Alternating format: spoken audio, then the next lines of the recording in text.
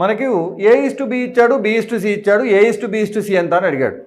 ఇలాంటి క్వశ్చన్స్ వచ్చినప్పుడు మీరు చాలా చోట్ల రకరకాల షార్ట్ కట్స్ ట్రిక్స్ అని చెప్పి చెప్తూ ఉంటారు. ఇలా మల్టిప్లై చేయాలి, అలా మల్టిప్లై చేయాలి, ఇలా క్రాస్గా చేయాలని. అదేమీ కాదండి. రెండు రేషియోస్ని కంబైన్ చేసి ఒక కామన్గా రేషియో తయారు చేయాలంటే రెండు రేషియోస్లో కామన్గా ఉన్న పర్సన్ ఈక్వల్ చేయాలి. అది కాన్సెప్ట్. సో ఇక్కడ B అనేవాడు కామన్గా ఉన్నాడు, ఒక చోట 2 పార్ట్స్గా ఒక చోట 3 పార్ట్స్గా ఉన్నాడు. కాబట్టి 2ని 3ని బ్యాలెన్స్ చేయడానికి ఈ 3ని ఇక్కడ ఈ 2ని ఇక్కడ మల్టిప్లై చేసి రేషియోస్ని బ్యాలెన్స్ చేసి రెండు కలిపేయచ్చు. సో ఈ ఫస్ట్ రేషియోని 3తో మల్టిప్లై చేస్తాను, సెకండ్ రేషియోని 2తో మల్టిప్లై చేస్తాను, రెండు చోట్ల B 6 అవుతుంది. సో ఇప్పుడు ఏమవుతుంది, ఫస్ట్ రేషియోని 3తో మల్టిప్లై చేస్తే మనకి 3:6 అవుతుంది. సెకండ్ రేషియోని 2తో మల్టిప్లై చేస్తే 6:8 అవుతుంది. ఇలా A:B:C కనుక్కోవచ్చు. మీకు కింద డిస్క్రిప్షన్లో లింక్ ఉంది, యాప్ డౌన్లోడ్ చేయండి.